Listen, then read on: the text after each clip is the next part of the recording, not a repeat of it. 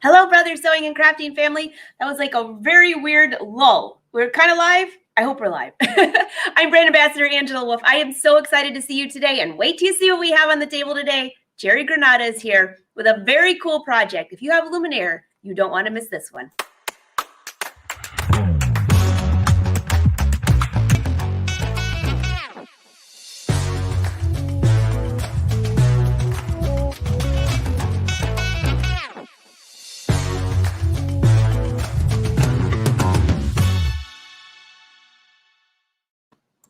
Hello.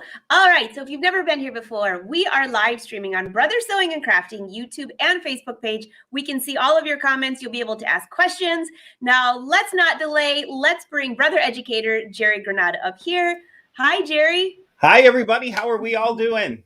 I think we're doing awesome. I cannot wait for your project. By the way, love the quilt behind you. Looks fantastic. Thank you. It's the very first quilt that I ever made. It's a little wonky, bless its heart, so it's not quilted, but it made one heck of a shower curtain. It really did. It looks awesome. Thank you.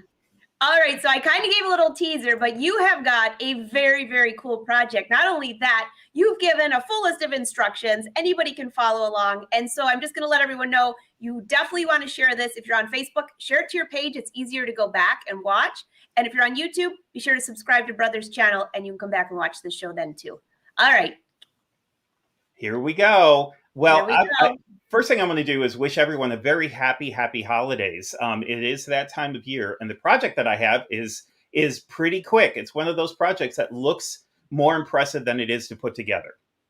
Well, it looks very impressive to me. I thought it looks amazing, and everybody's like, "Oh wait, by the way, Phyllis wants to know how's the puppy." Oh gosh, he's a hero now. He's a star now. He's good. He's right outside my sewing room door, so you can't hear him snore through the whole presentation. Hercules, little man, our neurotic little mess, but he's so cute. Oh, so hold up this. Well, it's like I call it a mini quilt. It's really cute. Ooh, there it is. I love this project. So this project has been coming back to me for I don't even know how long. It's been years. And I just finished an event with a dealer who did one too. So I'm like, okay, I get the message. I'm supposed to do this. So this is my version of what's been out there, like a snow globe. And the amazing thing about this is you can customize this. You can put anything you want in the middle of this and make it a snow globe. Plus, there's little sequins in there and all sorts of really cool things. But I'll get into that a little bit more as we get going. Yeah, so, this is cool. Yeah. So, Angela, as usual, if you have any questions or anything you want to jump in with, please do. If you remember, I was a musician for a long time. So I've been in bands. If you've ever seen the Blues Brothers movie, where they got on stage and it wasn't the band that people were expecting, so they threw stuff at them. I've been in bands like that. So you interrupting me isn't going to throw me off at all. So just jump That's right fantastic. in. I guarantee you the Brother Sewing and Crafting family will not be throwing stuff at you. But if they have questions, I will just chime in. Awesome. Yeah, so again, happy holidays. For those of you who don't know me, my name is Jerry Granata. I am from Palm Springs, California.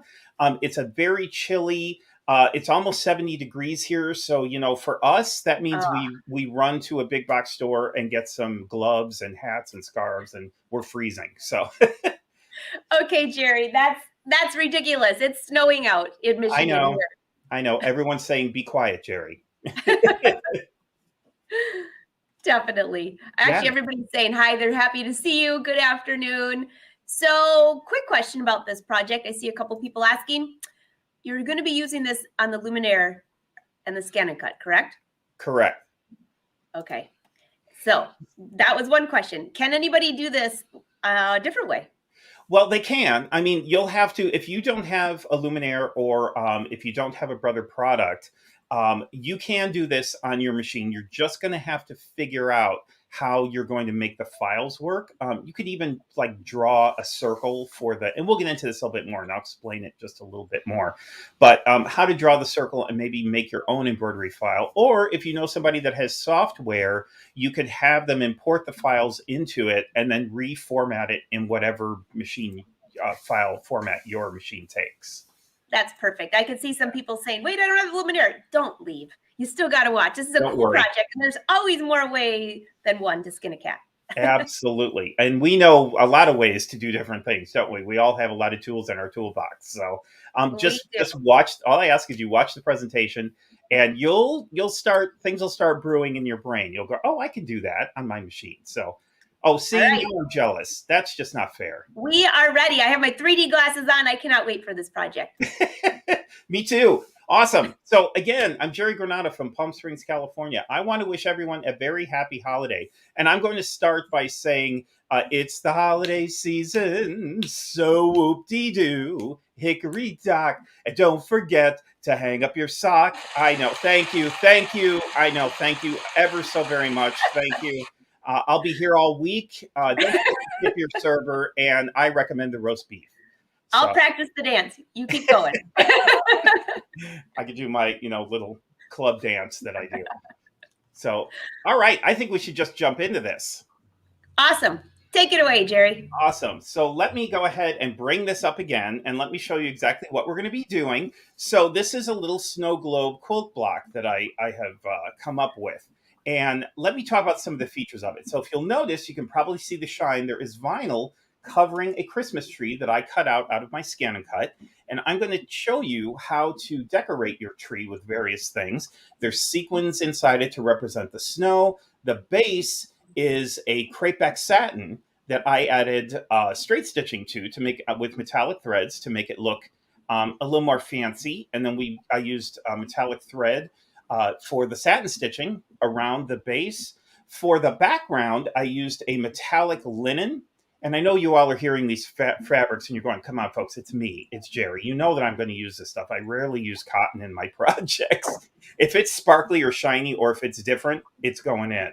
So the background is a metallic linen, and I used a fill pattern from the Luminaire to kind of represent like wind, like a blustery day, maybe. Also, the border actually has cotton in it. It's shocking, I know, for me. But it is a cotton that I used the quilt sashing from the Luminaire on, and I also did some free motion stitching. And for the binding, I used a dancewear spandex because it's me, right? This is what I do. And then I did some blanket stitching in there for decorative. So there's a whole lot going on here. And you're all going, this is complicated. How is this going to work? It's not. Trust me. I'm going to walk you through this. And again, like I said, this is one of those projects that looks more impressive than it actually is to put together. As a matter of fact, it's going to take longer to explain how to do it than you actually doing it. Now, imagine this could be just a nice placemat by itself, but you could put like a Santa Claus or a stocking or a menorah or something, whatever your background is. You could put that in here and create an entire quilt out of this, or a table runner or something like that. I think this would look fabulous. So I think that's absolutely gorgeous, Jerry. And a little bit of bling, it's got to be on there. And I love the fact that you're using that that crazy fabric as your border. That, like, I don't know, you make it look so awesome. I can't wait. Thank you. Thank you. Well, you know me, I got to bling everything up. As a matter of fact, brother sent me a name tag and I went, oh, no, no, no, no. And you've seen my name tag. It's got crystals all over it. Even my shoes have crystals on them. So I just can't help it. I can't leave well enough alone. All right, so let's get started. So the first thing that we need to do is head on over to the ScanNCut because we need to do a little bit of cutting first. So let me expand my screen so I can see myself here, and I'm going to head on over to the ScanNCut, and here we are. Ta-da! All right. Now I will apologize. I'm not a videographer, so I don't have a lot of cameras. So so I'm doing the best I can in my little 10 by 12 bedroom sewing room. So I'm going to make this work. So let's talk about the ScanNCut. Oh my gosh, I'm so excited. This machine is awesome. I have been to so many events, and I have heard a lot of you that say, I have not taken my ScanNCut out of the box. Shame on you. You should have it. This is awesome, and this project is going to show you why. So what we have here, I'm showing you the mat, and the reason why I'm showing you the mat first is because Brother has come out with let me get the shine off there. Brother has come up with a dedicated fabric mat. Notice it is a gold color. And why is it gold? Because, and I'm going to head over to my ScanNCut here, because the blade holder also is the same color as the mat. So Brother, in its ingenious way of trying to keep things as easy and simple as possible so it's fun for you, they have matched up the color of the mats with the blade holder. So there's no way that you're going to get this wrong. So if you have this gold color fabric blade holder, you know that this goes with the fabric mat. So let's talk about the fabric mat just a little bit. This is a dedicated mat for fabric, obviously. Comes with, it's a 12 by 12, also comes in 12 by 24 if you choose. It has a protective vinyl over the top of it. This is like a dust cover, but I'm going to show you a little trick here of what you can also do with this vinyl. So you don't want to cut this. This is for when you are storing your mats. So this mat is very, very sticky. I will warn you about that. This is probably, next to the high-tech mat, this is probably the stickiest mat that we have. And I will give you a little bit of a warning. Do not use this for paper. You will do that once and you'll never do it again. Paper will not come off of this mat. Also, the first thing I'm going to do is I need to cut out my Christmas tree. So I'm going to load this onto my fabric onto the mat. And we could do this a couple different ways, but I'll load the fabric first.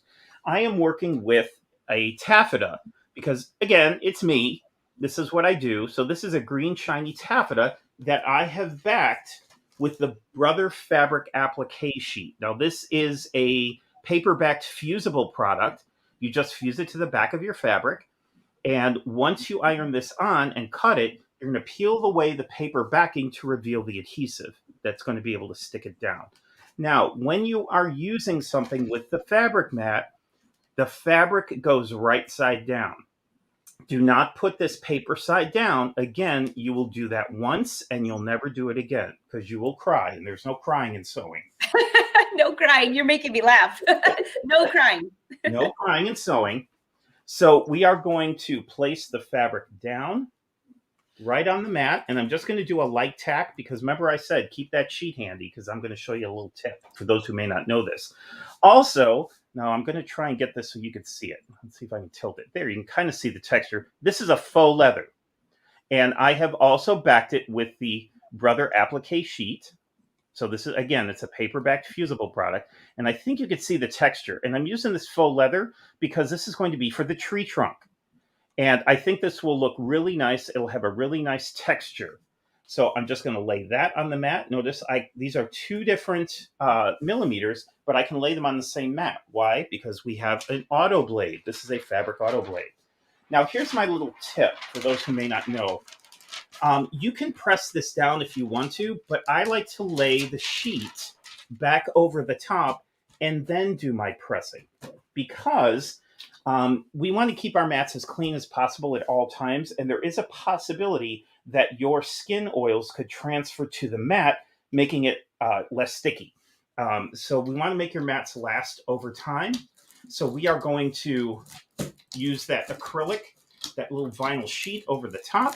Now this is a brayer. It's a Brother product.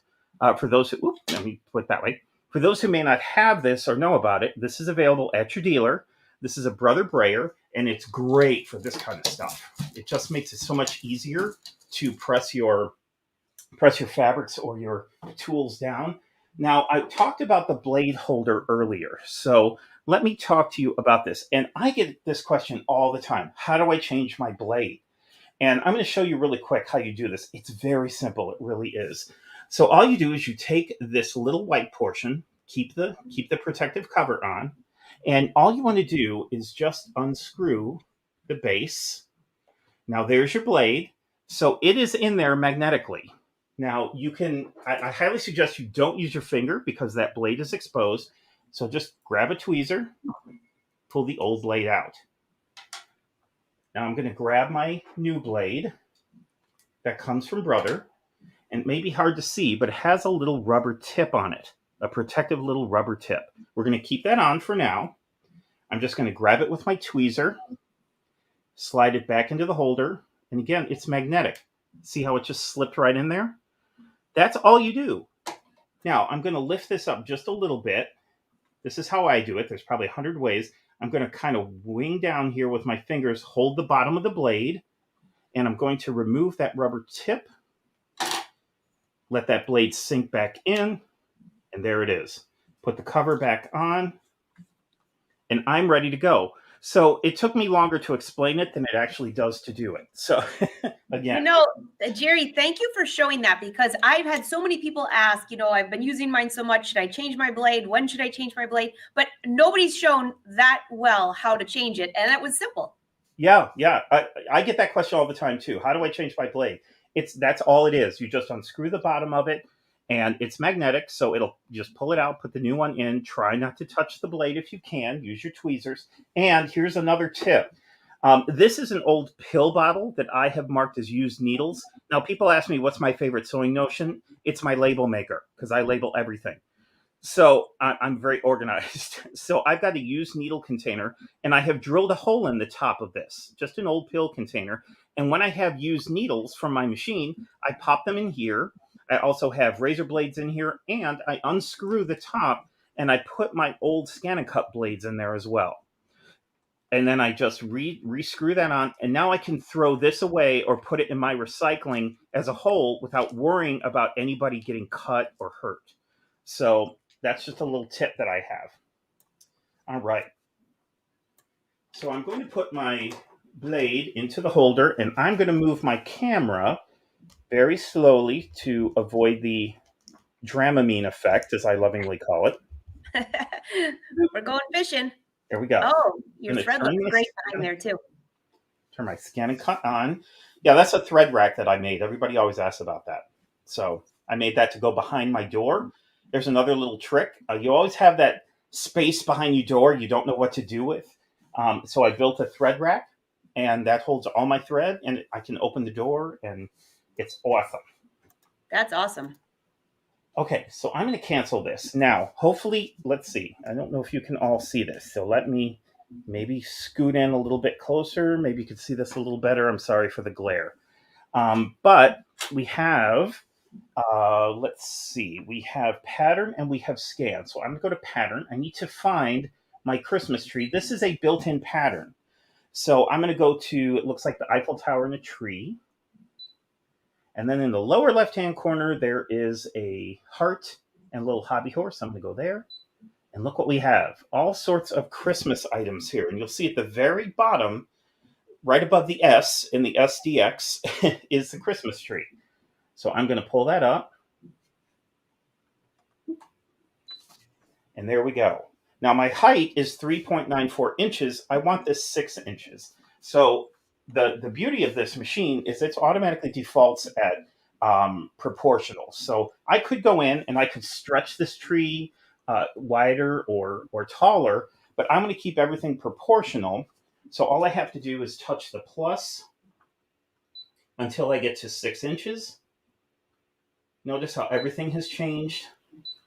For the width, it changes automatically. And one more. There, 6 inches, because that's what I want.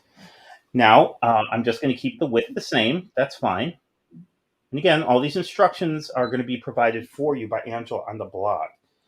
So now I know it's very small, but it's a tree trunk. I have my tree and an outline. So the first thing I'm going to do is do my tree. And I'm going to touch OK. And I'm OK with that size. And there we go. Now I'm on I apologize. It's very hard to see. I don't know why I'm getting such a glare. Yeah, that is all of a sudden, it was fine for a minute. Now all of a sudden I don't know what's happening. I think it's the lighting. Again, I'm not a videographer, so I apologize. But my you know what, maybe if I come in a little bit more, maybe Angela, if you want to take me out for a second. I'll take you out just for a second. And I see, and I can tell you, by the way, if I see it on there too. So and I can see some of you asking some questions as well. Did he use the rotary blade? No, he didn't, but you could. But the fabric blade works great for this. Let me just see if I can see you on here. A little better. A little better. It's a little better. There, we can see it just a little. Oh, yeah. Oh, there we go. Yeah, once we expand it. There we go. Woo. Well, kind of.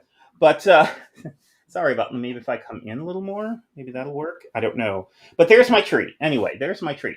Now, you can see the tree. Now, the issue is, where are you going to put that? So this is the beauty of the scan and cut. We have the ability to scan.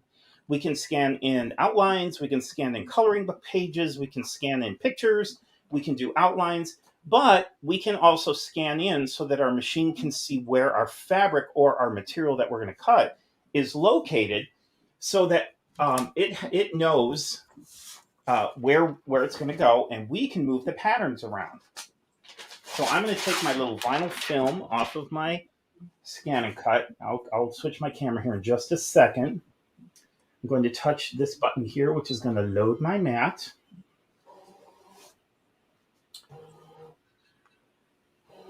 There we go. I'm going to bring my camera up just a minute. But first I'm going to show you there's a little icon right here. This is our scanner. So I'm going to touch that and then start.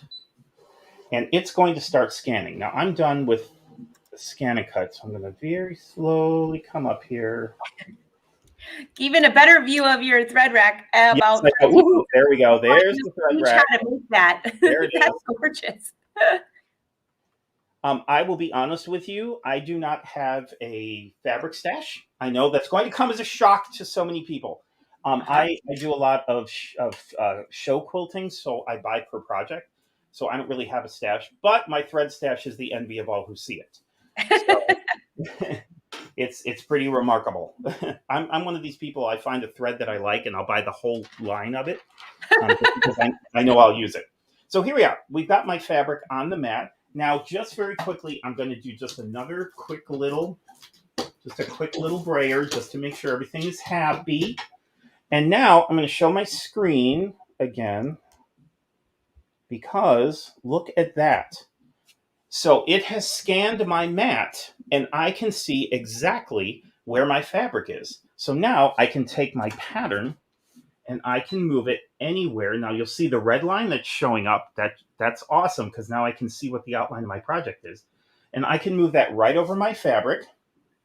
And that's all I need to do. So my fabric blade is in. You can see that right over here. Just simply slides in and you lock it in.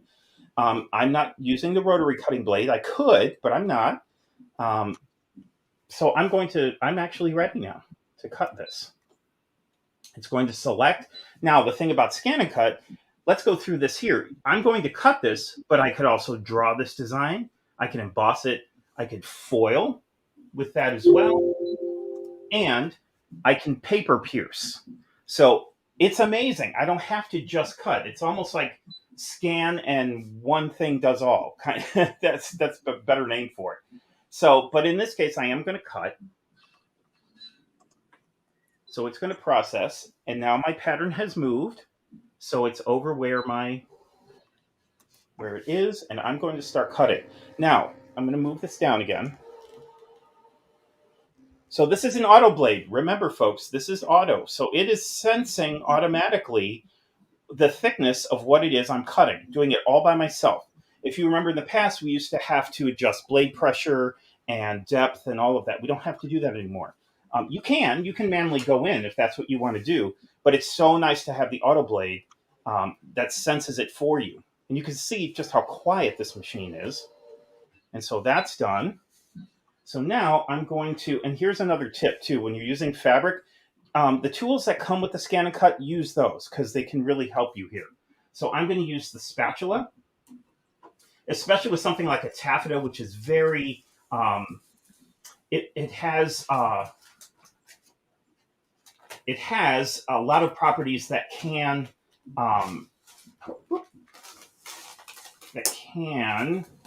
so it's stuck to the backing. So that's why it didn't cut through. So when you are done, what you are going to have is your little Christmas tree. Now, nice. Yeah, so it cuts it out beautifully. And you can see just how nice the edges are. Now, when you are done with that, you are going to very carefully just peel the background. Peel the backing off, and you'll see the shiny adhesive. So that's your adhesive side. Don't get the two confused because you don't want to look at the bottom of your iron and you have a Christmas tree stuck to it. So make sure you know the right side. Now, you'll do the same thing over here for your trunk. And when you're done with that, you will have a little tree trunk. And let me get that for you. Just a little piece, just a little tree trunk. So, and there's the texture. See how nice that looks as a tree trunk? So now we're Yeah, going to that's peel great. the backing off that. There's the backing all exposed.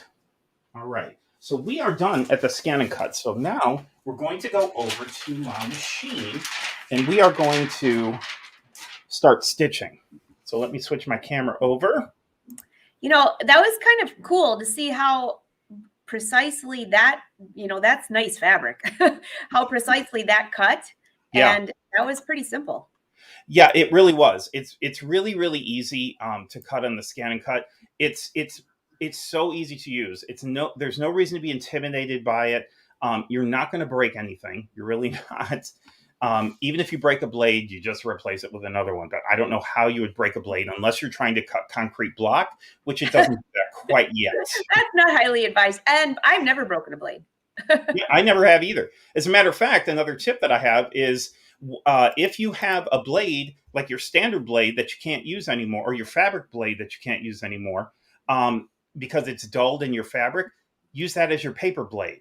So put a P on it or something. You can now use it so you could get double duty out of your blades. So, great idea. Yeah. Great So, idea. all right, we're going to head over to the machine now. And now we're going to start, as if that wasn't fun enough, we're going to have a little more fun here. So let me tilt. I don't know why my camera went down, but it did. So now we're going to come back up. Okay, so here we are at the Luminaire. And we have some things to do here. What we need to do is we need to stitch out the background. We need to figure out how we're going to decorate our tree. So this is the fun part for me. I love the ScanNCut because it's so easy to cut, and these things work so well together. And now with the new My Connection, now the Luminaire and the ScanNCut talk to each other. So we can send designs back and forth wirelessly as long as both machines are on the same network, which I love. So, all right. So what I have done is I have hooped up, and I'm going to slide my hoop in, and I'm going to talk about what's in it. So I'm just going to slide my hoop in. Now this is a 10 and 5/8 by 10 and 5/8 square. For those of you who do not have a XP1 and do not have the upgrades, I highly suggest you do, because upgrade 1 will give you this 10 and 5/8 by 10 and 5/8 hoop. So you'll get more designs, you'll get a lot more features to your Luminaire, and you'll get this hoop. Upgrade 2 will turn your Luminaire basically into an XP2. You'll have all of the features of the XP2 in your XP1. So you don't have to buy a new machine, you just have to upgrade. So I highly suggest getting the upgrades, especially when you get this hoop. So this is 10 and 5/8 by 10 and 5/8, which is huge, and it's perfect for this project because I need to create a 10-inch square. Now I'm going to use a mouse on my computer so you can see my cursor. I'm kind of doing a circle motion here, so always be wary of where my cursor is, so that way you don't have to deal with my big fat finger in the way. So I'm going to use my cursor. Now the first thing that I want to do is, I'm going to explain to you what's in my hoop. I have my topper, which is my metallic linen. I also have my batting, which is kind of a high loft. You could use whatever you like. And then I have some tearaway stabilizer. This is just a lightweight tearaway. Hooped all of those together like a quilt sandwich because we're going to quilt this. So let's go into my design center. And there we are. I love this. This is one of my favorite places to be on the machine. This is kind of like, I call it my playground. all of this in here. There we go. Perfect. And this is my playground. You can have so much fun right here. And you could be so creative right here. So the first thing I need to do is I need to pull up a square because I need to stitch a square for the fill pattern. So I'm going to go right over here to this icon, which is my shapes or my stamps. It's a circle with the square. And I'm going to touch that and look at all the shapes that are available to me. Now, these are closed shapes. And I can go over here and I have more closed shapes. I can go over here. I have open shapes. I mean, there's some really adorable things. Now, I'm going to move my cursor. So watch my cursor. See the icon right here? That's my ScanNCut. If I were going to use My Connection, I could transfer one of these designs using My Connection over to my ScanNCut, and it would send it wirelessly. Magical. But I'm going to go back to my first shapes here. I need to choose a square, which is in the upper left-hand corner. And I'm going to go down and touch the word OK. And bam, there's my square right on my screen. It's outlined by a red square. That is my select tool. So it has shown me that what I have here is selected. Now, I need to make this bigger. Let me touch size and look it up at the upper right hand here. This is 6.19 inches. I need to make this 10 inches. How do I do that? The very top two icons here are my proportional tools. So I can shrink or expand a design and it will stay proportional. Everything will stay the same. The apple will be round, the orange will be round. Now, if I wanted to change that and customize it more, I can go down to these four icons, which now if I want to stretch that lemon and make it taller or wider, I can do that here. But I want to keep this square proportional, and watch here, I want to bring this to 10.25 inches. So I'm just going to make this, see the little arrows going out. So I'm going to go to 10.25 inches. And there we Jerry, go. are you Yes, using ma'am. a mouse? Yeah, I'm using a mouse. Now, the mouse that I'm using is very inexpensive plugin. Don't buy an expensive mouse. You just need a really inexpensive one. You can get that at your big box stores, at your office supply stores.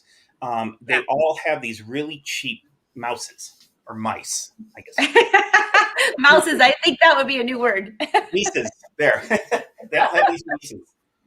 So I'm using it too, again, just to keep my fingers out of the way and make it easier for you. But in my design center, a mouse can be really handy to use, especially when you're trying to get in really tiny, small detail.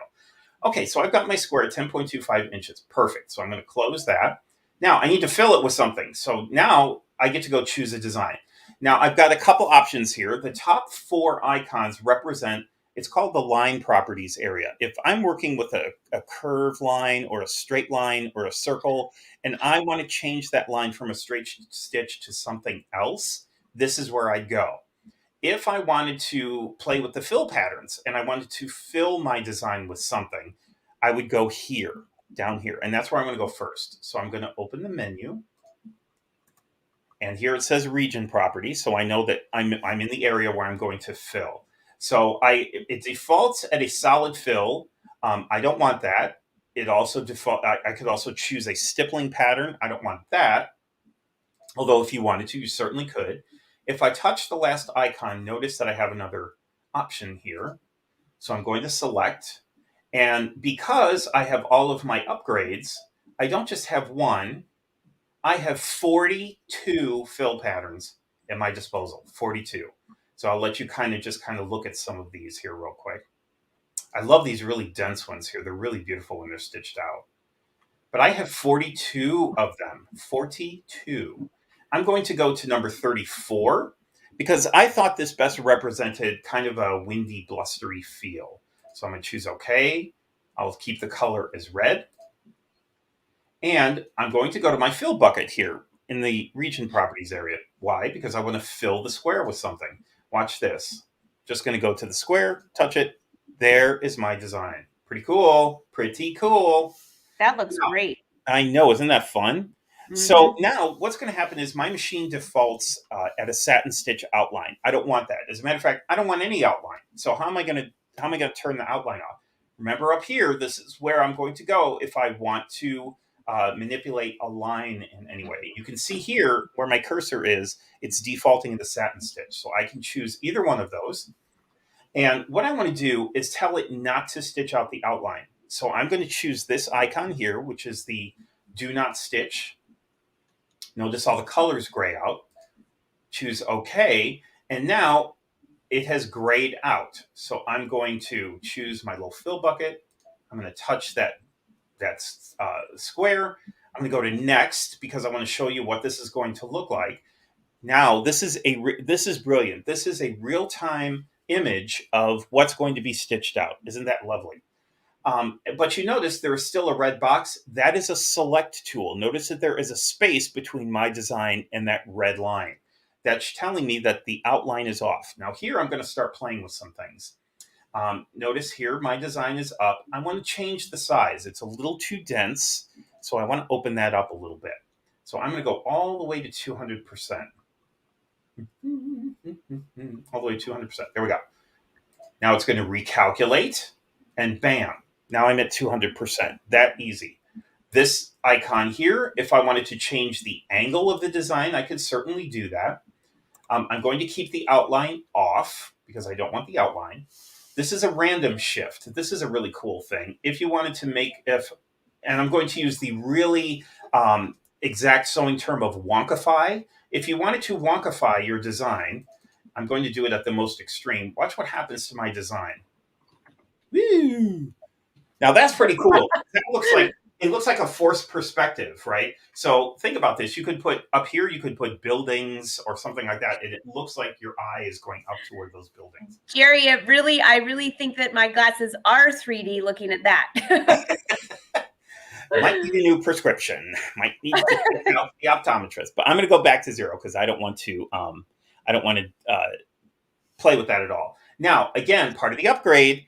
This little icon down here with the 4 circles.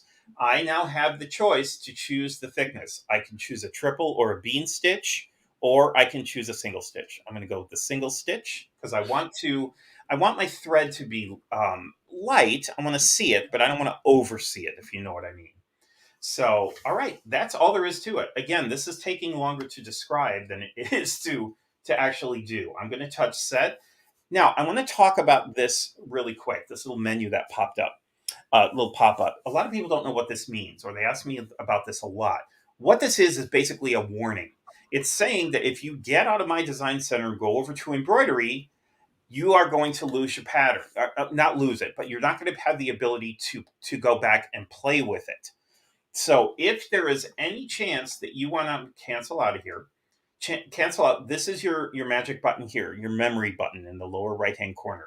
If there's any chance that you want to come back and play with this, put it into memory. As a matter of fact, I put almost everything into memory because I never know what's going to happen later. I may look at this with fresh eyes tomorrow and go, oh, I'd love to do, oh, I can't because I didn't put it in memory. So put everything in memory. You can go back and delete it later, but there's another tip for you. I don't charge for these. I'm a giver. All right, so I'm going to touch OK. And there we are. Now I'm in embroidery, and I'm ready to go. I have my machine threaded with a gold metallic thread. And a little tip that I have, and I don't really want to move my camera only because I don't want to, again, give the Dramamine effect to you. And I have my camera on a different stand that doesn't move very well. But I have the 2-spool thread stand, the magnetic 2-spool thread stand with the telescoping arm to it. And I run my metallic thread through that because for those of you who are having a problem with metallic thread, I use the telescoping 2-spool thread stand because it gives my thread a chance to relax before it goes into the tension discs. A lot of the problem with metallic thread is you're going from your thread right into the tension disc, and you're not giving it a chance to uncurl or relax. Metallic thread can be very wiry. And if you just let it relax before going into the tension disc, you shouldn't have a problem. So I'm actually ready to go. So all I have to do is go to embroidery in the lower right-hand corner. And notice that my light over here has gone green on the left side. I'm going to touch that, and off we go. Now, I'm not going to stitch out the whole thing, but I'm going to let you just kind of see. Now, I'm using a 7511 embroidery needle. Nothing special. You could use a metallic needle if you want, but I'm just using a regular embroidery thread. Notice this is metallic thread. It is stitching just fine. I've stitched out many of these, and I've never had a thread breakage. I know if someone's going to ask what brand. I can't really talk about brands on this show, but maybe Angela. I can tell Angela later, and she might be able to pass that along to you. Well, and you know what I can do, because all of these instructions are on my blog. If you go to angelawolf.com, thanks to Jerry, my goodness, these instructions are amazing. I will make sure I get that from you after the show, and I will include that there as well. Awesome. And really, to be perfectly honest with you, as an educator, we're basically tasked with throwing everything we can and testing these machines. So I have literally thrown a bunch. As a matter of fact, I have a sample that uses 7 different manufacturers' metallic threads, and they all stitched out beautifully. So if you have a metallic thread that works for you, use that by all means. So I'm going to cut my thread now. I have a thread cutter on my machine. And I will finish stitching that out later because we have a projector and a camera in this machine, so I can very easily go back. So I'm going to pull this out because I have a step out for you, a little example of what you're going to get when you're done. So once that's done, you're going to pull it out of the hoop and you're going to trim it to 10 by 10 inches. Again, all these instructions I've given you, you're going to trim that to 10 by 10. And it kind of looks like swirly wind to me. It kind of does. I like it. And I like the metallic thread because it just, again, adds another layer of sparkle. So once you have this, you are now ready to add your tree and your trunk. So the thing that you're going to do is you're going to find the center. You may not use this design. You may use something else, but you want to find the center of your square. And you can use, really, at this point, you can use a pencil. You can use a pen. You can use a Sharpie if you want to mark the center of your square because you're going to cover it with your tree. So you're never going to see it. Now, my advice is if you're using a white fabric, maybe you want a white tree, maybe use something that's not going to show up as much or shadow through your white fabric. So you may want to avoid a Sharpie in that case, but really you're going to be covering this. So you're never going to see it. Now my design is nice because I already have a center. The design automatically centered for me. So I know exactly where my center is. So what I'll do is I'll go over to my ironing board and using my iron, I will take my tree, remember shiny side down. You don't want to stick your tree to your iron. Find the center of your tree, and I just eyeball this. Really, I don't measure, which for me is shocking. I know everyone who knows me is going, Jerry's not measuring? Wait a minute. I will lay that down, and I will insert my trunk underneath here, and I will iron that down. I should say press. You don't want to attack iron on this. You just want to gently press, and once you are done, you are going to have your tree with your trunk. So there we go. There, you can see it. There's the tree with the trunk. Now you can really have some fun. So what I'm going to do is get out of my design center because I'm done here. Again, put this into memory. If you want, there's another memory there for you in the lower right-hand corner. Put it into memory. If you want to use this later, or if you're doing multiples of this, you've already got it there. All you have to do then is scan your hoop and then place your design where you want it. So now I'm going to go over to sewing because I can. All right, there I am in sewing mode now. Notice I did not have to remove my embroidery arm. Yay, we love that. But what I do need to do is switch out my foot. So I'm going to switch out my foot from my embroidery foot. Sorry about my big hands getting in the way here. I'm going to switch over to my little ankle. Yes, it's that fast. And I'm going to use my J foot because I'm going to do I can do some piecing, or I can do my decorative stitching on here as well. Go ahead and write. As a matter of fact, I'm going to do my decorative stitching first. So I'm going to remove my J foot, and there's a little black button on the back. Boop, drops the foot. I'm using the N foot. Now the N foot is a decorative stitching foot. And the reason why it's different is because there is a channel. I think you can see that. There's a channel cut out in this foot right in the middle so that those stitches can glide right underneath this foot. So you always want to use the foot that's recommended for your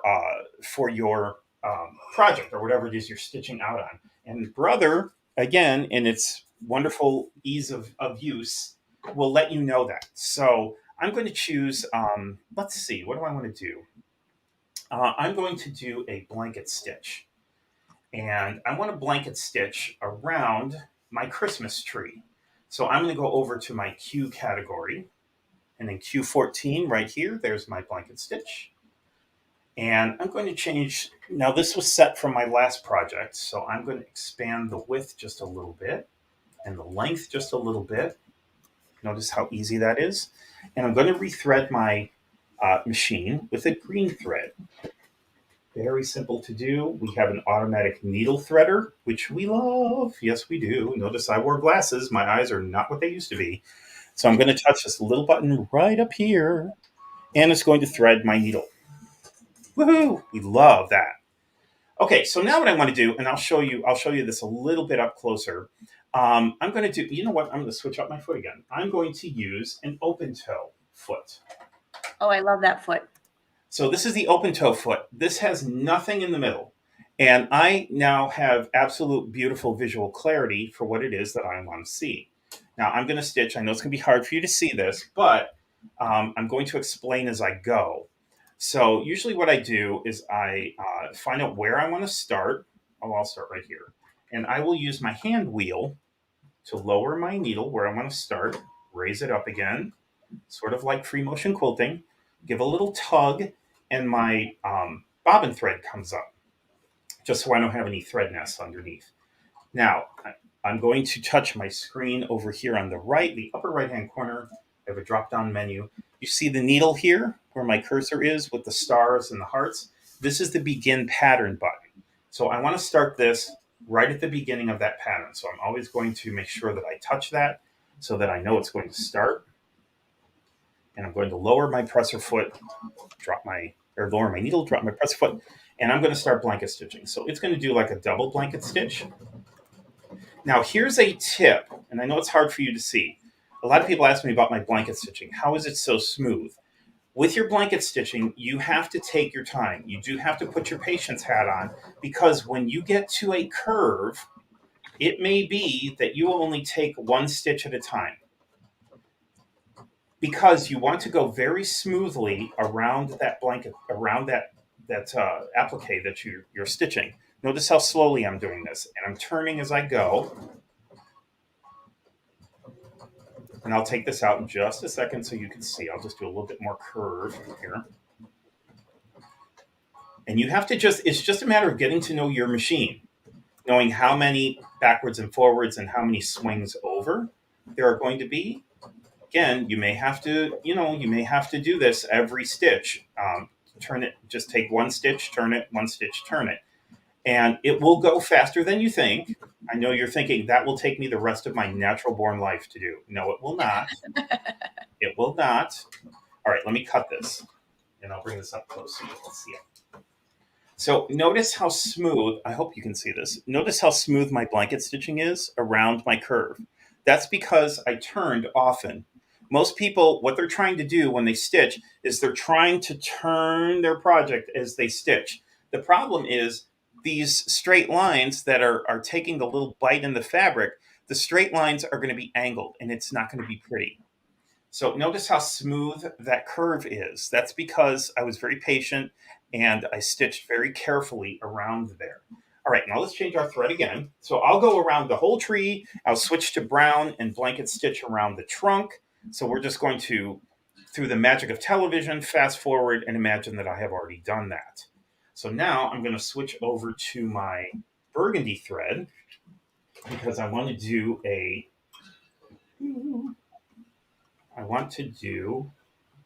decorative stitch. So I'm going to, and see, I'm so used to doing this because I'm used to my machine. Look how fast I can do this. I can just switch over really quick, and you will too. Just a matter of learning your machine. So now I'm ready to do a decorative stitch. So I'm going to go over to, let's see. Let's go to category 3, I think is what I picked, and 3-08. Was that the one I used? Yes, 3-08. I'm just going to keep this at default. I'm not going to change this in any way. My cursor is in the upper left-hand corner. I'm going to touch my camera. And look what we get. We get a real-time picture on the screen here of what I'm stitching. You can see my tree. You can see my stitches. Now I can lay this over and I can see exactly what's going to be stitched out. I can change the color if I want to make it a little easier to see. Yellow looks pretty good. Just so I can see it. I'm not going to be stitching in yellow, but it makes it easier for me to see. So how magical is that we can now audition our stitches? We can also use the projector if we want to. I can use that projector to project my stitches, but I'm not going to be stitching in a straight line because I'm doing, I want to make this look like garland. So I'm going to, first thing I need to do, go over and touch my begin pattern over here on the right. Touch that. So I know that my pattern is going to start at the beginning. Roll over my presser foot, and off we go. Now I'm going to do a soft curve as we go to just sort of mimic the garland. And I'm going to complete a pattern. I know it's going to go back and up and stop. Now I can change my direction. See, again, it's just a matter of learning your machine knowing how the stitch works, and then it is just magical what you can do with that. So I know I got one more pattern I can do here. It's going to go slowly. I know it's going to go over and then up and stop. That's the pattern. So now I'm going to keep going, and again, just giving a soft curve to kind of mimic the garland. I know you can't see, but I'm going to show you. I'm just slowly turning. Notice I'm barely touching my fabric. I'm just guiding. I'm not, holding it down. So let me cut, and I'll show you. Notice the really gentle curve that I have on my decorative stitching. Oh, that looks great. Yeah. So use those decorative stitches, folks. This is what they're for. And you can have all sorts of fun. And really, if you look at my screen, I didn't have to go over to my decorative stitching. This was already found. This was found just in my utility stitches, let alone all of the magical decorative stitches that you have at your disposal. So these are all there too. So, all right. So we're going to move on. We're going to say that you have gotten all of your stitching done. Now, another thing that I get asked all the time, since I bling everything, how do I bling? What do I use? Now, it's going to be hard to see because these rhinestones are very small. But on the back, these are called hotfix rhinestones. See the sparkle? It dropped it. I have more. See the sparkle there? I hope you can see that. If you can see the sparkle, that's the top. On the other side, it's gray. This is an adhesive. So it's already got the adhesive on the back of it. So all you need to do is take your rhinestone and place it wherever you want on your project. Hope you can see that. It's there. And you're going to take what's called a hotfix tool. Now, a hotfix tool, it looks like a wood burning tool. It is not. Don't confuse the two. It looks like this. Now, there are many, many different variations of this tool. They come in all different colors, all different kinds. I just got mine at a craft store. It comes with tips that you can unscrew, and it has different size tips depending on the size of your crystal. So you want to match the tip size to your crystal. So I have done so here. Notice I have not plugged it in, or I would not be able to touch that. I would have burned my fingers by now. So you want to be careful. And all you're going to do is you're going to take the tip of that and place it right on top of your rhinestone. Hold it for about 10 seconds, lift off, and it will stick your rhinestone there. Now, it didn't because it's not hot. So it will stick your rhinestone there, and that's all there is to it, folks. I get asked all the time. That's all I do. Not complicated, not hard at all. So that's how you're going to do. Okay, so you're going to embellish your tree. Now, after your tree is done, you're going to switch over to your J-foot because you need to put your border on. So we're going to switch over to the J-foot. I sing as I sew. I do this all the time. I know I'm not right, but that's okay. Everybody's loving the tree. They think it's beautiful. And I do see quite a few of you asking questions. Don't worry, I'm saving them till a little bit later. So are they going to be able to rewatch this too, Angela? Oh, yes. Because if they're on Facebook, if they share it to their page, they can go back and watch this as many times as they want. I will put a link to the blog here at the end, so you can actually take the instructions and follow along. And you can, if you're on YouTube, you can go back and watch it anytime. So yes, yes, yes. Awesome, awesome. And that's good because, folks, you can go back and forth. You can toggle between Angela's Facebook page and my instructions, and you can figure this all out for your machine. Now it's time to put the borders on. So I have my border fabric, which I'm using cotton. But again, Jerry being Jerry, notice that there's a metallic in the cotton. So I can't just use plain cotton. It has to be something fancy. So just like regular piecing, I'm going to put my borders on. I'm going to switch over to, on my screen, one of my favorite piecing tools, whoop, there's my cursor. I'm going to slide over to the Q category, and I'm going to use Q-02, which is right here. And what's going to happen is, watch my needle. Boop, my needle popped over to the right. Now I can use my J-foot and let the raw edge ride right along the right side of this foot, and this will give me a perfect 1/4 of an inch. Now, if you notice at the bottom, there's a left-right shift on my screen. I can still maneuver my needle. So if I want that scant 1/4 inch that everybody's looking for, I can also manually move my needle over as well. But in this case, I'm just going to do a quick little stitch, just a little straight stitch.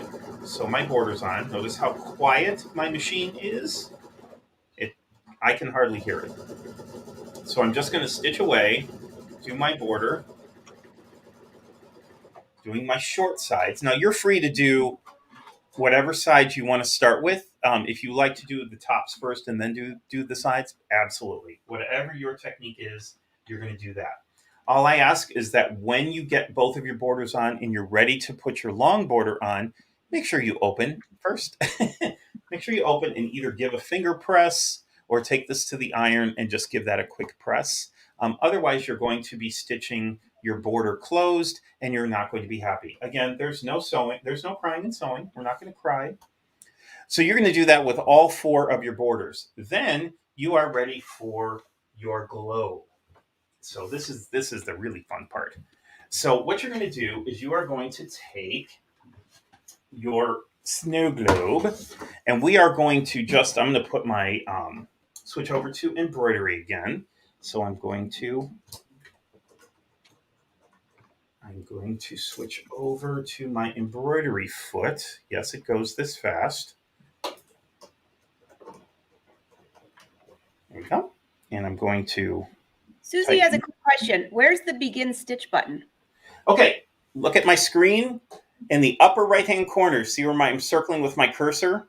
Mm-hmm. There's an icon here that has stitches. It looks like a little pencil. That's a drop-down menu. The first one is the free motion quilting, if you want a free motion. The one just under, I call this a telephone. It looks like a telephone. It looks like a telephone. So the one just below that is your beginning. The needle with the heart, star, heart, star. You're going to touch that. That will take you to the very beginning of whatever decorative stitch you're working on. If you want to close that, just retouch this one here with the stitches and the pencil, and it closes that. You don't have to manually close it because once you go to your stitch, it should close your menu anyway, so it doesn't matter. So we're going to go to Q-02. This is going to give me my, that would give me my stitch to put my borders on. Now I'm ready to hoop my project. And I do not have my globe up here, but we are going to I'm going to do something else just to, oops, I keep forgetting I need to reset for embroidery. I'm getting so excited. Okay, now it's going to reset. It's going to reset my arm. Here it comes. There we go. So now I'm going to rehoop.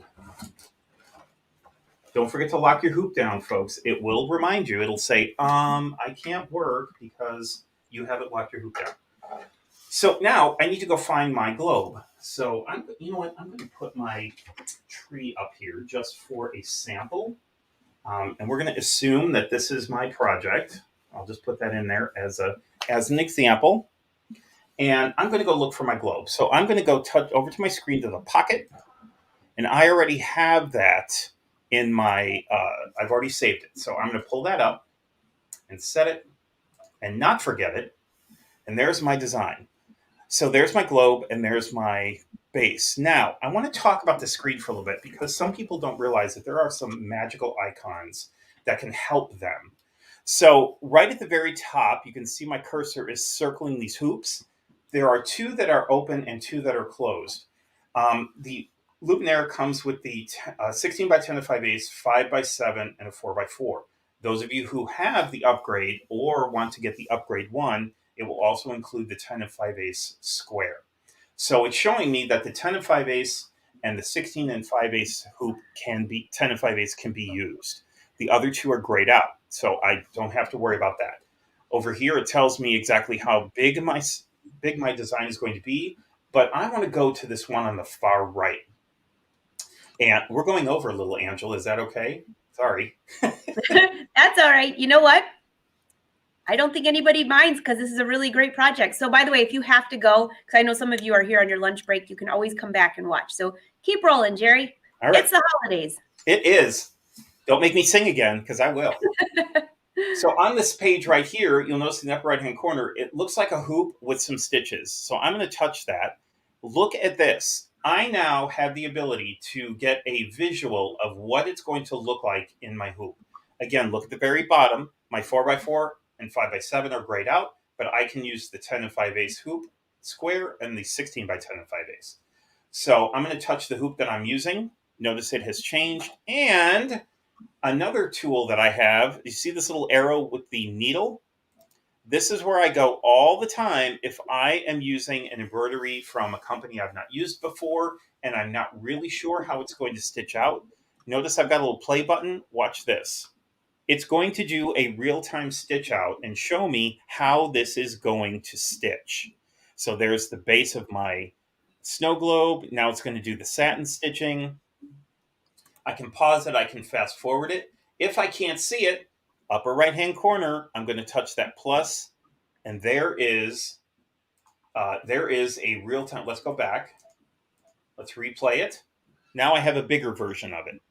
Now it's going to do the tack down. Now it's going to show the tack down for the base. And then it's going to show the satin stitching. Isn't that cool? I just think that's cool. Because That's very cool. when you go to a new embroidery company, you're not sure how something's going to stitch out. And you want to, well, at what point am I going to do my tack down? At what point am I going to, this gives you a good idea of exactly how your design is going to stitch out. So, okay. So now what we're going to do is we are going to scan our hoop, because we need to know. I'm going to go into embroidery. We need to scan our hoop because I need to know exactly where that's going to where that design is going to fall on my globe or on my tree.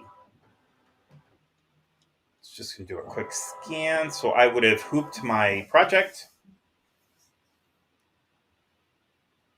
Oh, that's interesting. I hope we didn't just have power. Hope we didn't just have a power surge. Wow, that's because we're live. There's so many people. The gremlins are kicking in. The gremlins have kicked in. All right, so we're just going to give that a second to just reset itself. While it's doing that, you have a couple questions here I'll just bring up. Talk amongst yourselves. Someone wanted to know if they could get the Brother. Yeah, if you're looking for the Brother ScanNCut or the Luminaire, just call your Brother dealer, and that's where you can get that. Somebody else asked at the very beginning, when you scanned in that tree, did you mirror image that in the ScanNCut, or did you just leave it? No, I just left it the way it is. You could certainly do that, but I just left it exactly as it came out. Okay, great. Trying to keep it simple. Back at you. All right, so we're going to reset. We're going to go into embroidery. We're going to scan. And hopefully this won't happen again.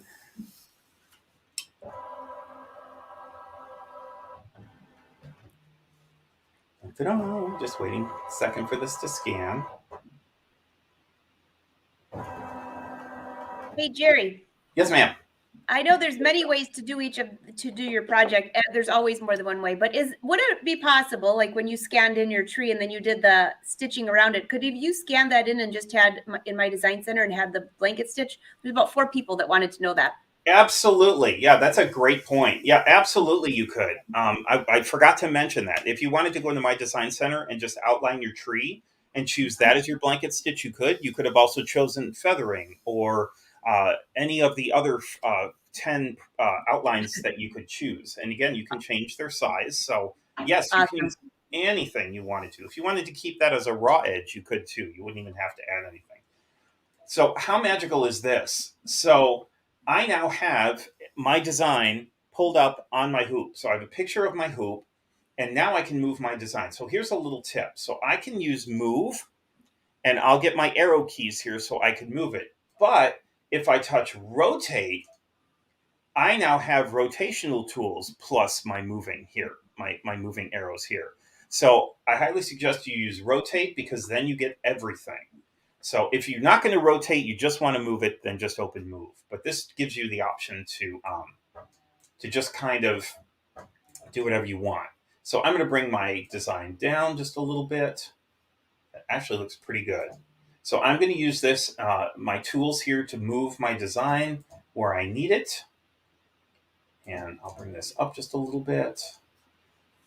And now I'm ready to start stitching. So I look in my preview window right here. This tells me that the first stitch is going to be a tack down or a placement stitch for my vinyl. So I'm going to go ahead and do that. Now this is going to be interesting because I don't have this hooped up. So I'm just sort of floating this. So we'll see how this works. Now I would use a matching thread. I like to use white on the globe because it sort of mimics that frosty kind of look that it's going to have. So I'm just letting this do the placement stitch for my vinyl.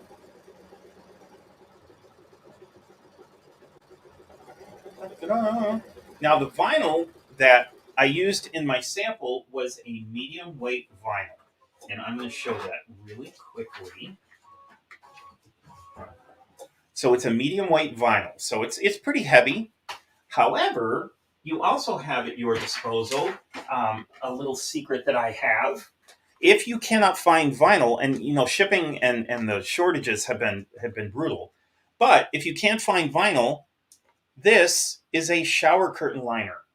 It is a clear shower curtain liner, and notice that kind of iridescent kind of decoration on the top of it. I think that would look really cool on top of a globe. So we're going to put that on there. Now you want to be careful because this is a little bit, it may be hard to see. It's a little bit frosted. So you want to make sure that you get something clear, but I think we'll be okay. But again, shower curtain liner, and you can cut that up into as many as you need to. So what I'm going to do, yes. Oh, I can't hear you. Sorry, I muted myself because I was sneezing. That's a great idea, Jerry. I love that. Yeah, and they're pretty heavy duty. They're pretty heavy weight, so it should work fabulously for you. It's very vinyl. It's very sturdy. It's got to be on the shower curtain, and it has to be able to be washed. So now I'm just going to run the next step, which is going to be the tack down for this, and I'm going to go ahead and let this run. Now I would probably tape this just to make sure everything plays nice. But I'm gonna go ahead and let this run.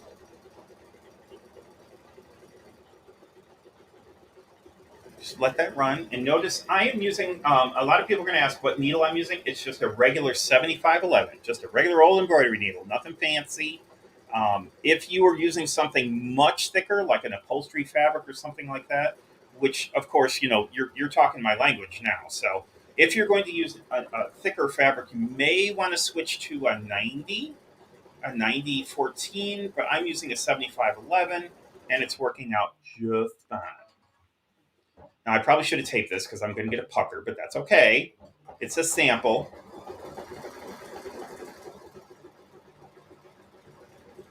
I'm just going to play with this.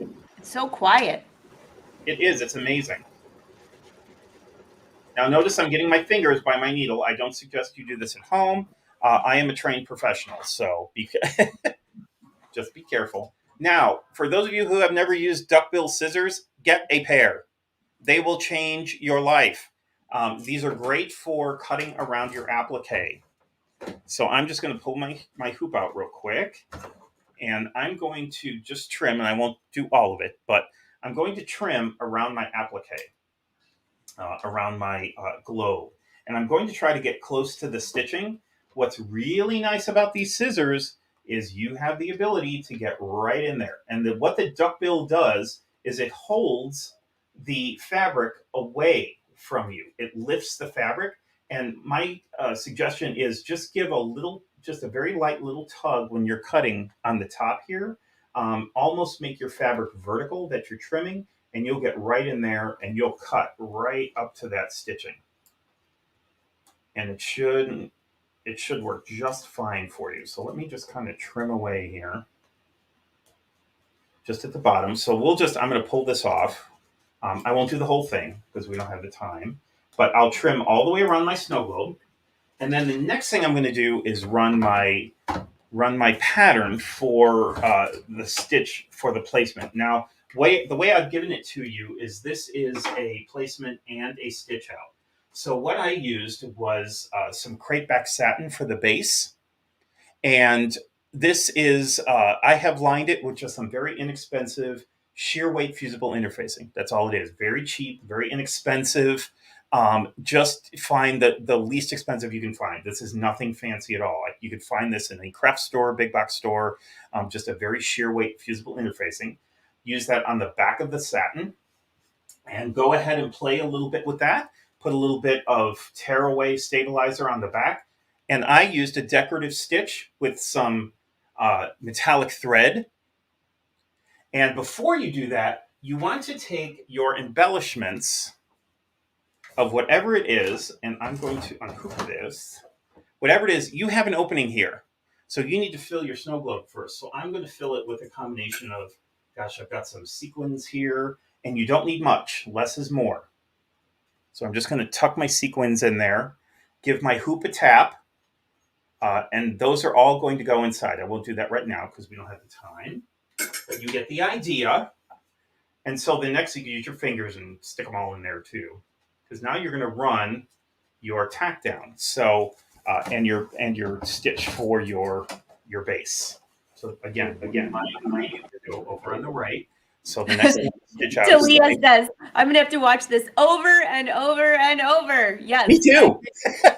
Me too. So I'm going to notice this is nothing fancy. Notice I didn't create an exact shape. I've got this is all wonky over here. It doesn't matter. You That's just want to fit the part that's going to get stitched down onto your globe. So I'm going to just kind of set this in there. And again, I would probably tape this down and I would use the matching color. And this is going to just stitch down the bottom. It's going to close the opening of my globe and it's going to stitch down my fabric. Notice how this just very easily, without any problems, goes right through all of those layers. Again, just a 7511. Hey, Rosie, he's on the Brother Luminaire. So I won't do all of this. You get the idea.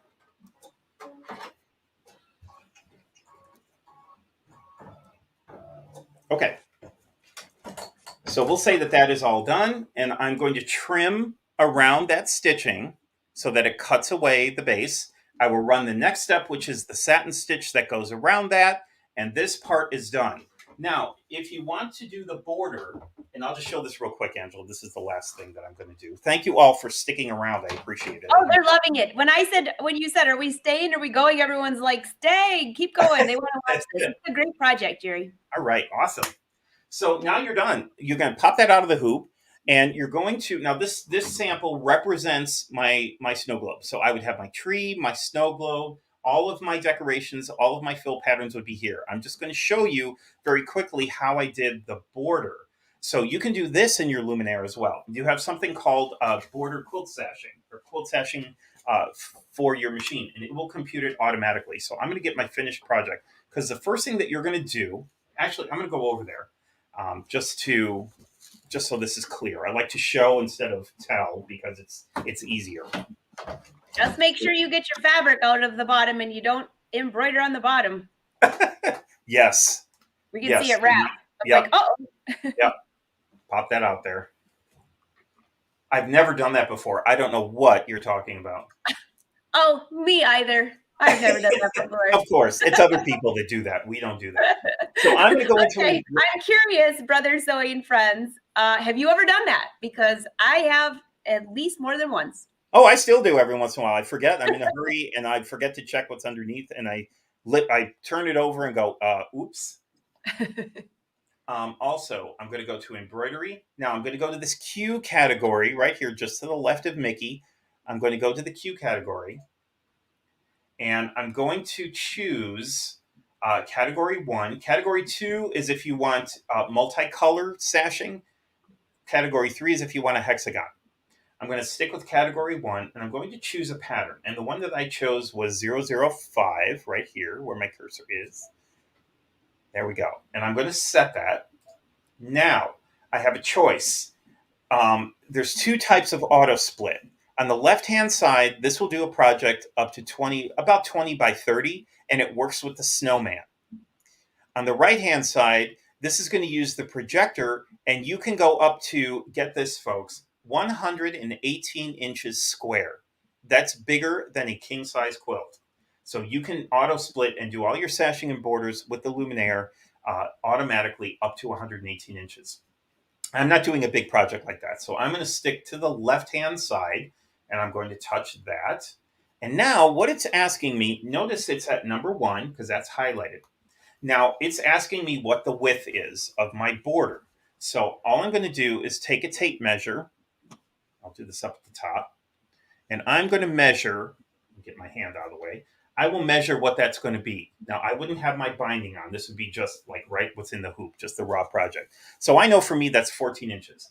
Then I'm going to input that into my machine, 14.0, set. And there it pops in. Notice it pops down to number 2. It wants to know the length. So I'm going to measure the length of my border. And I know that that's going to be 14 inches. And I'm going from outside to outside, not the inside. I'm going to the outside of that border. So I know that's 14 as well because it's a square. And I'm going to set that. Now it's asking me for how big do I want the pattern itself. So I'm going to measure one border, and I already know that that's going to be 2 inches. But I also know that this is going to have a little scallop to it, and I don't want to catch the scallops in my binding. So I'm only going to make my pattern about 1.5 inches. So I'm going to go 1.5 and set. All right, so there we go. Now I'll double check all my numbers. Notice in the lower right-hand corner, I can check my frame, and I can change that as I need to. But I'm okay with this. So I'm going to go to next in the lower right-hand corner. And there, now I can double check again. It's 14 by 14. It's telling me that it's going to split it into 2 patterns. If this were larger, I may have 4. There may be another line here, but I'm going to split into 2. Now I'm going to go to the lower right-hand corner to memory. And it's saying it's saved in memory. It's going to go right to memory. I'm going to choose my pattern. And now I can choose between the pieces or the completed. You notice there's a little, like a ladder here. That means it's going to automatically connect. That's what I want. And I'm going to set. Now I can rescan if I want to at this point, because remember I have a new hoop. So I'm going to scan.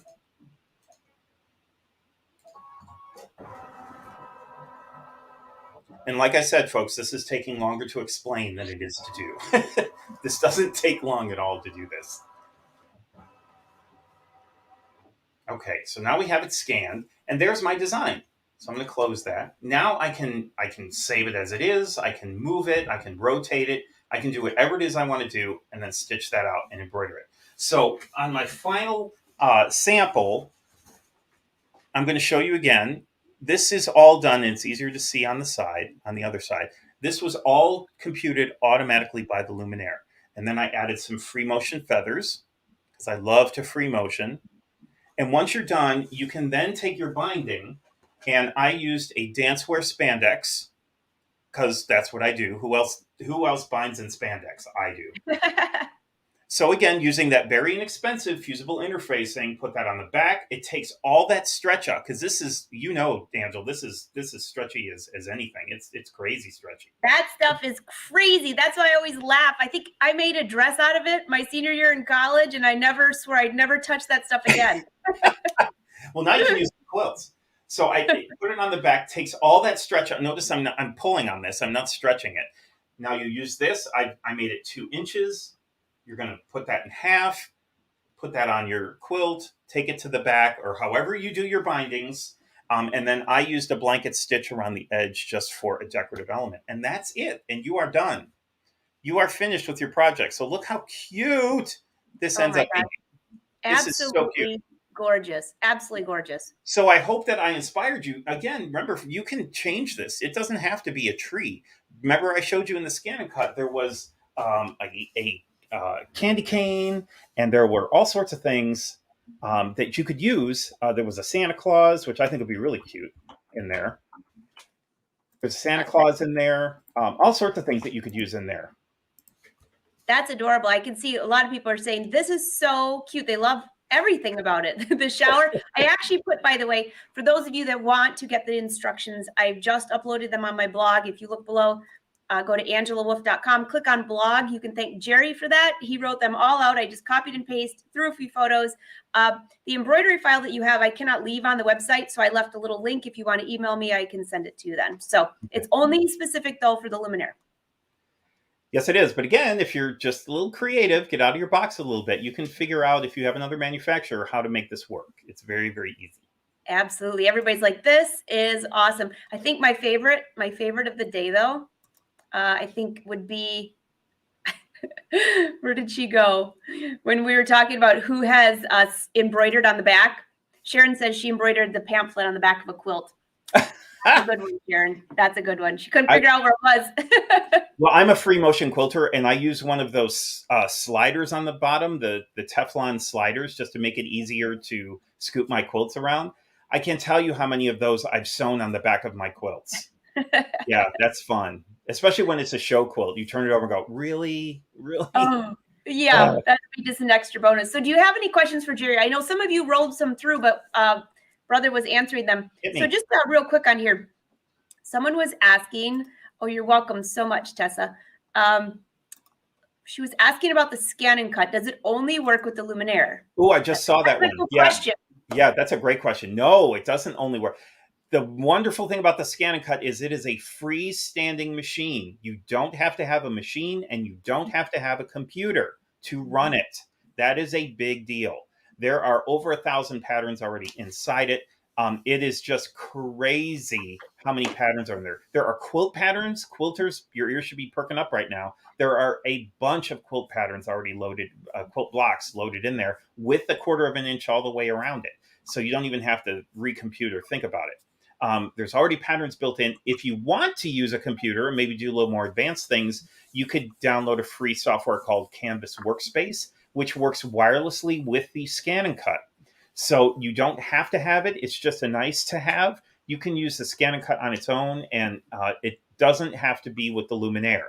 The reason why I mentioned it is there's a new feature on the ScanNCut that if you have a Luminaire, there's something called My Connection, where those two machines will now talk to each other if they're on the same network. So you don't have to have a Luminaire to have a ScanNCut. Excellent, excellent. Yeah, and by the way, they just keep getting better and better and better. We keep wondering what they're going to come up with next. I remember when the Luminaire came out, we were all like, I have any clue what they possibly could do. How could it get better? Everyone is saying, thank you so much, Jerry. This, Diane says, come back. Definitely. Well, number one, this was a great project because it showed so many things on the Luminaire. And I know that sometimes when you get these machines, you're a little bit overwhelmed with all the possibilities for it. So by the way, there, of course, are sales. I put, if you visit brothersews.com down below, find your local Brother dealer, test these machines out. They also have other machines as well. Luminaire is just the creme de la creme. Has all the bells and whistles. Also, I do want to make a plug for the playbook, the ScanNCut playbook. There's a new one out. I always say that the manual is the technical, the playbook is the fun. It takes what you know from the manual and applies it to 40 different projects that you can complete. And it has a little USB card in there as well that has videos that follow along with the projects. So you can really learn your machine. Oh, gosh. Yeah, that's amazing. And also, I believe until Christmas, until I think it's December, somewhere within this month is when it ends. But if you purchase the Luminaire, you also get a free masterclass with myself. And that has over 40 videos. And I would love to see you there. So a couple of perks there. Fabulous. Angela, you have done a remarkable job breaking down that machine. So if you haven't seen that, go. And you know, the other thing, when you're talking about the playbook, that's nice because it's a book that you can just follow along with. So you got videos, you've got a book, you have so many options. Again, also there's a ScanNCut book. There's a lot of tutorials that Brother offers. Absolutely. Yep. We have YouTube pages. We have Brother Sews. We have, it's amazing. It's really amazing. Let's see, Rosie, if you want to, some dealers do take trade-ins. I don't know what machines they're taking trade-ins right now, but you might want to call your Brother dealer and ask that because that's a great question. And I know also, you never know what they might have as a floor model. So check those out too. And ask. All you can do is ask. It's just a conversation. Just talk to them, see what you can do. Oh, Lynn says, Jerry, hope to see you in Phoenix with another shirt that I will wear that Angela designed. Oh, remember that loud shirt. That's right. Yep, absolutely. And you remember the Roosh tee that I hacked to death. That was a very cool shirt, though. Everybody's saying thank you, thank you. Well, Jerry, I know we went over, but you know what? That was such a good project. We couldn't stop. We were all enamored. So thank you so much. I appreciate Brother, and I appreciate you, Angela, for having me on the show. I love doing this. I love sharing. I am a giver. I know I say that sarcastically, but I am. I love to share. I think these are amazing machines. And I wish everyone a happy holiday, safe, happy holiday. Take care of yourselves and enjoy the season. I agree. Jerry, thank you. Nice to see you. Brother, thank you for letting your brand ambassadors and your educators take over your page. And if you're watching and you love this, be sure to let Brother know, and we'll keep coming back with more awesome projects for you. Until next time, Jerry, have a wonderful day. Bye, everyone. Bye.